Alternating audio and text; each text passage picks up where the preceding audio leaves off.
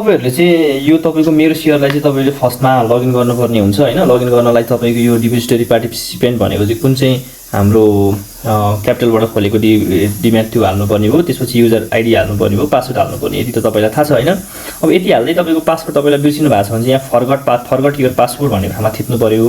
अब मैले चाहिँ के गर्छु भने तपाईको एकचोटि लगइन गर्छु हैन। लगइन गर्ने बेलामा मलाई भने यसरी देखाउँछ के अब लगइन धेरै टाइमसम्म हामीले लगइन चाहिँ गरेको छौं, त्यसपछि धेरै टाइमसम्म हाम्रो पासवर्ड चेन्ज गरेको छैन भने चाहिँ यसरी देखाउँछ। अब यदि हाम्रो पासवर्ड छ भने चाहिँ के गर्नु पर्यो भन्दा पहिलाको पासवर्ड हाल्नु पर्यो। पहिलाको पासवर्ड मैले हाने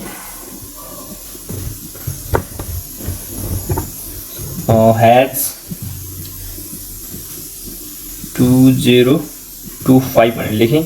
अब यहाँ चाहिँ हामीले न्यू पासवर्ड हेर्नु न, यहाँ न्यू पासवर्ड हान्नु भनेर लेखेको छ। न्यू पासवर्डमा हानिदिन्छु। न्यू पासवर्ड चाहिँ मैले 2026 भनेर राखेँ। अब यहाँ कन्फर्म पासवर्ड भनेको चाहिँ त्यही पासवर्ड न्यू पासवर्ड चाहिँ हान्नु भएको थियो, त्यसलाई कन्फर्म फेरि एकचोटि हान्नु न भनेर भनिरहेछ। 2026 हाने मैले है। अब यति हानेपछि चेन्ज पासवर्ड गरेँ मैले, तपाईको चेन्ज सक्सेसफुली भयो। अब त्यही कुरा फेरि यहाँ चाहिँ तपाईले लगइन गर्ने बेलामा तपाईको यहाँ युजर आइडी हाल्नु पर्यो, अनि त्यसपछि यहाँ पासवर्ड अहिले भर्खर तपाईले नयाँ हालेको हाल्नु पर्यो। यसको लागि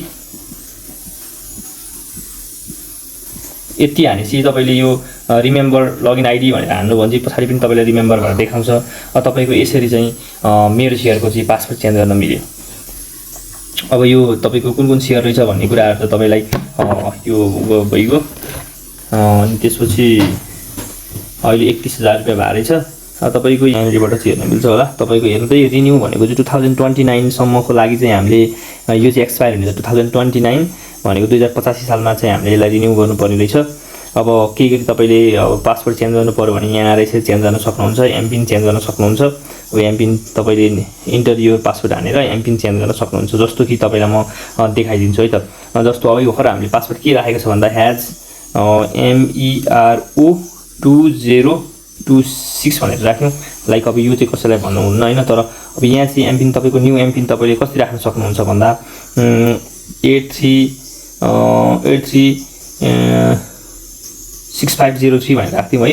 अब किनभने 6503 भनेर राखेको मैले, यहाँ पनि 6503 भनेर राखेँ मैले, चेन्ज गर्दै यसरी तपाईको एमपिन चेन्ज हुन्छ है। अब यो तरिकाले तपाईले गर्न सक्नुहुन्छ, आफ्नो डिम्याट अकाउन्टको पासवर्ड चेन्ज गर्न सक्नुहुन्छ है त।